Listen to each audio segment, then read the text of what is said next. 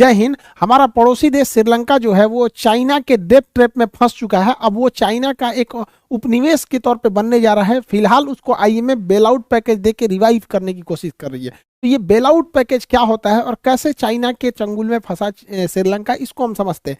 इससे पहले आपको श्रीलंका के बारे में कुछ चीजें पता होनी चाहिए। हमारा ये भी ब्रिटेन का गुलाम था। जो ब्रिटेन के गुलाम थे वो सब कॉमनवेल्थ कहलाते हैं। 4 फरवरी 1948 को ये स्वतंत्र हुआ। इसका पुराना नाम सीलोन था। अब ये चाय के उत्पादन के लिए पूरी दुनिया में फेमस है। सीलोन जो है, अक्सर क्वेश्चन पूछता है कि किस चोल शासक ने सीलोन पर अधिकार कर लिया था। तो भारत का शासक राजेंद्र चोल था, उसने अधिकार कर लिया था। हालांकि इस पे तो कई लोगों ने आक्रमण किया, इतिहास में पढ़ा चुके हैं आप लोग को। करिकाल हो गया, राज हो गया, राजेंद्र प्रथम हो गया, या फिर विजयनगर शासक जो थे उन्होंने भी इस पे कई बार अधिकार किया था। सीलोन पे, श्रीलंका, इस पे ही, सीलोन पे ही अशोक ने अपने महेंद्र और बेटी संघमित्रा को बौद्ध धर्म के प्रचार के लिए भेजा था यहाँ पर।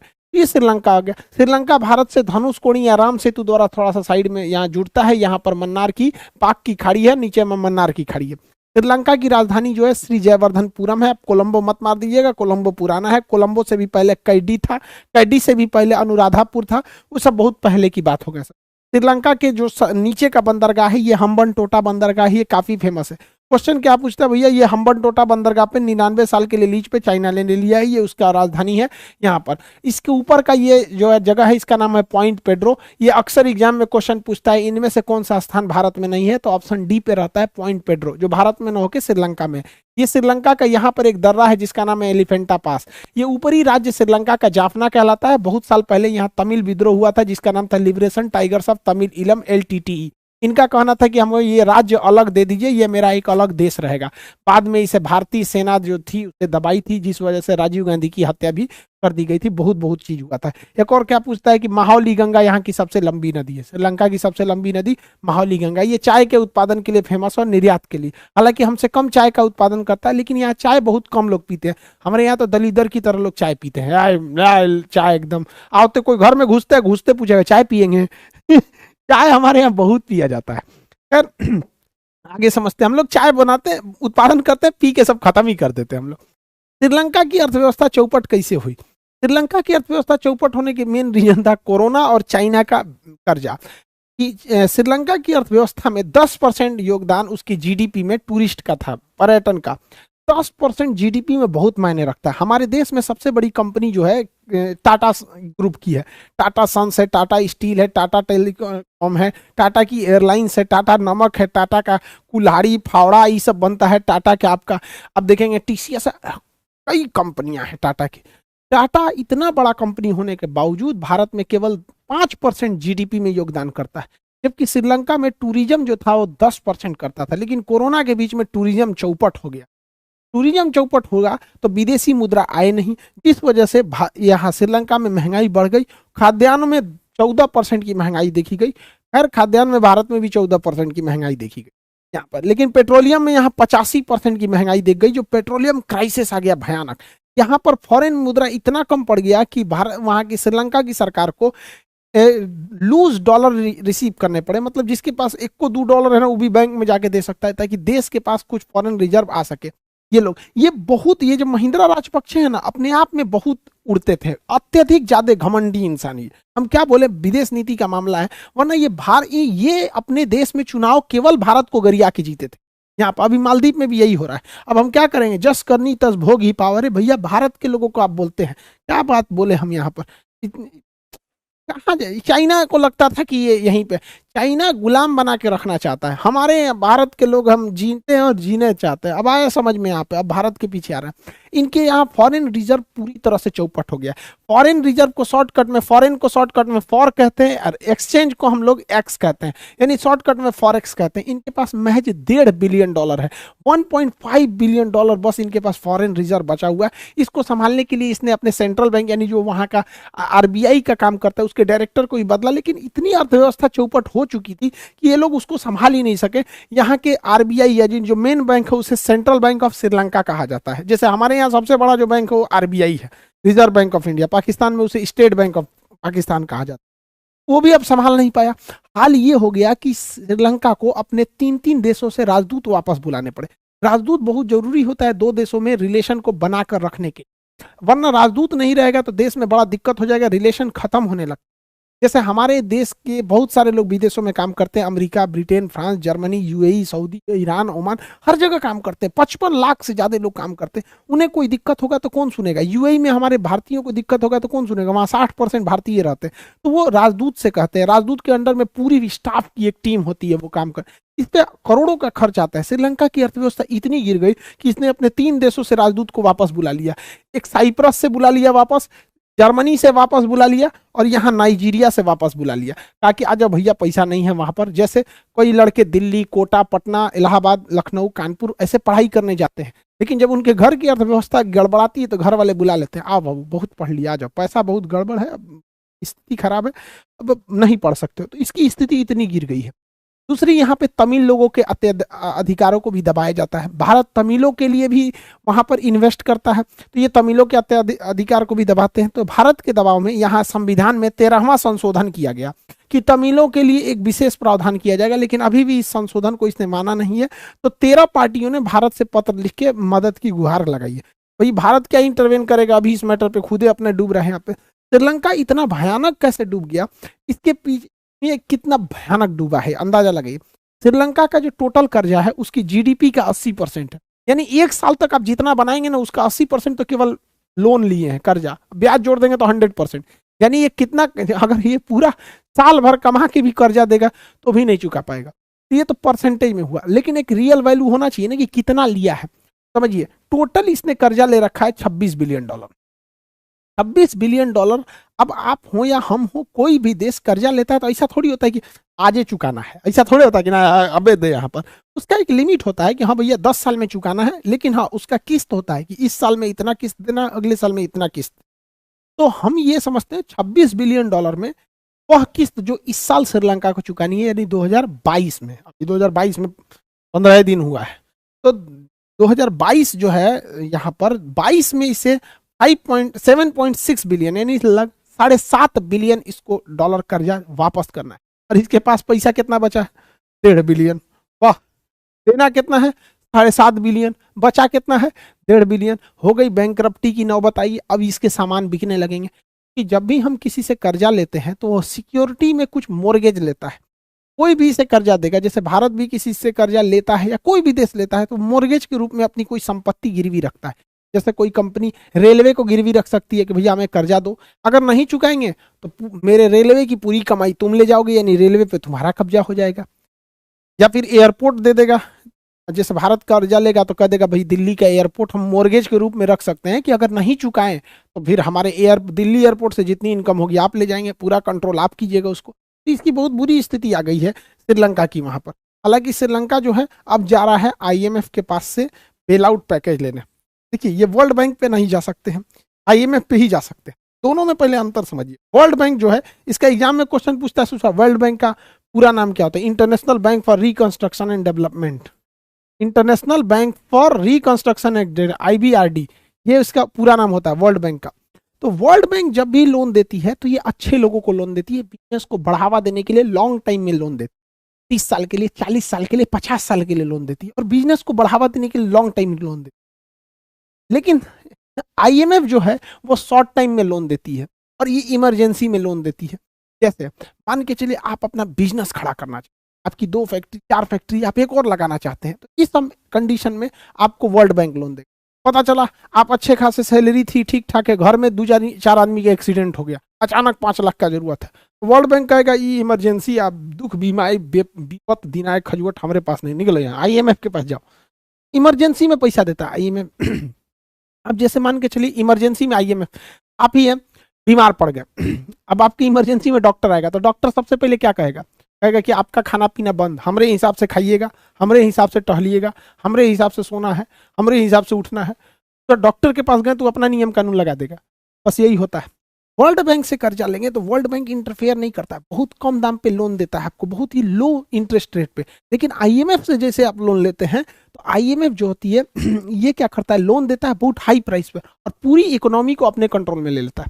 कहता है कि देश श्रीलंका आपका, हम जैसे कहेंगे आपको उस पैसे को इन्वेस्ट करना, जैसे जैसे वो कहेगा उसी हिसाब से करना पड़ेगा। इसी को कहते हैं बेल आउट। बेल आउट में क्या होता है, बेल आउट पैकेज में आपको लोन तो दिया जाता है, लेकिन आप अपनी सोवरेनिटी, अपनी संप्रभुता खो देते हैं, फिर आपको उसके इशारों पे चलना पड़ता है।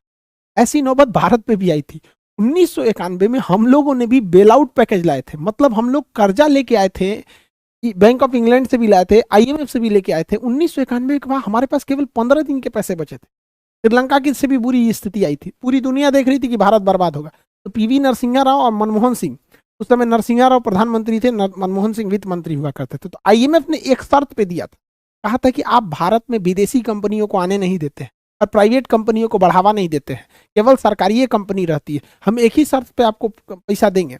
बेल आउट में पहले ही पता है, बेल आउट का मतलब ये होता है शर्त रखेगा अपना नियम कि आप प्राइवेट कंपनी को भी आने दीजिए, सरकार और विदेशी कंपनियों को भी आने दीजिए, और दोनों को छूट दीजिए।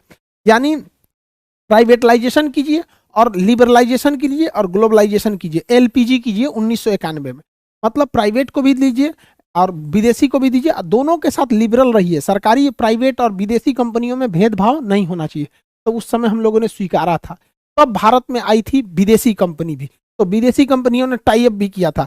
भारत की हीरो कंपनी से टाई अप किया था होंडा ने, तो होंडा, हीरो, होंडा दोनों मिलके बनाने लगे सब, हीरो होंडा, बाद में अलग हो गए सब यहाँ पे। तो वो बहुत अच्छा समय था हमारे लिए। श्रीलंका को भी बेल आउट पैकेज मिलने जा रहा है, लेकिन श्रीलंका की अर्थव्यवस्था संभल नहीं पाएगी इन दो लोगों से। क्या ही बताएं हमको, तो बेल आउट पैकेज आप समझ गए। दूसरा क्वेश्चन एग्जाम में पूछेगा कि अल्पकालीन ऋण कौन देता है, छोटे समय के लिए तो आईएमएफ देता है, दीर्घकालीन और विकासात्मक कामों के लिए वो देता है। इमरजेंसी और भुगतान संतुलन में गड़बड़ हो जाता है, भुगतान संतुलन मतलब पैसा देना है, बिल पेमेंट करना है, पैसे नहीं है, उस सब के लिए आईएमएफ होता है। ठीक है, यहाँ आईएमएफ लोन देता है। श्रीलंका का अभी हम लोगों ने हाल ही में श्रीलंका का ये वाला एरिया जो है इसका ट्रिंकोमाली में बहुत बड़ा इसका एक ऑयल टैंकर डिपो था। यहाँ पर लाखों टन तेल को रखा जा सकता था। तो भारत ने इसे लीज पर ले लिया है। चाइना इसे लेना चाहता था, लेकिन भारत ने इसे लीज पर ले लिया। भारत यहाँ पेट्रोल रखेगा। आप कहेंगे कि भारत पगला गया है क्या, अपना पेट्रोल श्रीलंका में काहे रखेगा? तो रीजन समझिए क्या होता है। कभी कभी क्या है कि तेल के दाम में अचानक गिरावट आ जाती है, इतना गिरावट आ जाती है कि किसी भी देश को अरबों खरबों का फायदा हो सकता है। ठीक है, उस स्थिति में जैसे भारत में 2020 में इतना तेल का रेट गिरा था जिसका कोई हद नहीं, 32 रुपये लीटर पे चला आया था। ईरान वगैरह जो विदेशी है, हम लोग को तो महंगा ही मिला था क्योंकि सरकार उसी बहाने कमा लेती है, तो हमारे पास रखने का जगह नहीं था, तो हम लोग माथा पीट रहे थे। इसलिए हम लोगों ने क्या किया, श्रीलंका के ट्रिंकोमाली टैंकर जो है द्वितीय विश्व युद्ध के समय का ही है, इसको हम लोगों ने ले लिया है, दोबारा इसको ठीक ठाक करके अब कभी भी तेल सस्ता होगा ना तो हम ये लोग यहीं ले जाकर रख देंगे। महंगा होगा तो भाई हम लोग इंतजार करें, महंगा होगा नहीं खरीदेंगे, 2 महीना का तो यहीं में स्टोर करके रख देंगे। समझ में आ गया कि नहीं? ये स्ट्रेटेजिक ऑयल रिजर्व कहलाते हैं। इस पे हम एक सेपरेट वीडियो बनाए हैं, आप लिंक है देख लीजिएगा कि किस तरह से स्ट्रेटेजिक ऑयल रिजर्व होते हैं, काम करते हैं। तो भारत ने लिया, चीन ने इस पर काफी ऐतराज जताया है, और चीन ने क्या कहा है कि श्रीलंका को किसी तीसरे ताकत से बचना चाहिए। तो भारत सरकार को भी यहाँ कहना चाहिए कि श्रीलंका की बर्बादी के पीछे भी किसी तीसरी ही देश का हाथ है, यानी चाइना का हाथ है। चाइना किस तरह से फंसाया है अपने बीआरआई प्रोजेक्ट में, उसको समझिए ध्यान से। चाइना के पास इतना पैसा हो गया है भाई साहब कि उसको पास रखने के लिए गोदाम कम पड़। चाइना ने दिमाग लगाया कि पैसा रखे रखे दिमाग खाएंगे सब, उससे अच्छा हम इससे पूरी दुनिया में सड़क बना लेते हैं। सोचो चाइना का, हम लोग अपने भारत में अच्छा से सड़क नहीं बना पा रहे।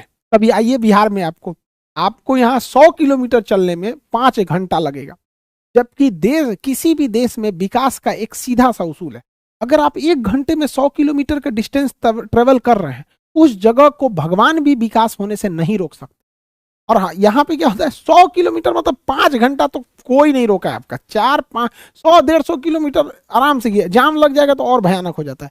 4 घंटा 5 घंटा लग जाते हैं 100-150 किलोमीटर डिस्टेंस है। तो चाइना के पास इतने पैसा थे कि उसने पूरी दुनिया में सड़क बना दिया, दुनिया में, और पैसा दिया अपना, लो ना हमारा सड़क है।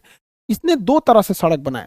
एक जमीन पर जो बनाया, इसने सड़कों का जाल बिछाया, मंगोलिया में, रूस में, कजाकिस्तान में, तुर्की में, ईरान में, यहाँ से पूरा यहाँ यूरोप तक में पूरा सड़क बिछा दिया। यहाँ पर पाकिस्तान में सीपीईसी, ये सड़कें बिछा दिया। इन सड़कों को वो कहता है वन बेल्ट, इसे वो कहता है वन बेल्ट। दूसरा, समुद्री रास्ते को भी उसने बनाया, जगह जगह पे बंदरगाह बनाया। लगभग यहाँ पे 60 देशों में इसने क्या किया, बंदरगाह बनाना चालू किया, 60 देशों में। इसे कहता है वन रोड, वन रोड। तो जो स्थल मार्ग है उसे कहता है वन बेल्ट, और जो समुद्री मार्ग है उसे कहता है वन रोड। उसी को कहता है one belt one road initiative. Initiative इसी को शॉर्टकट में belt and road initiative BRI कहते हैं।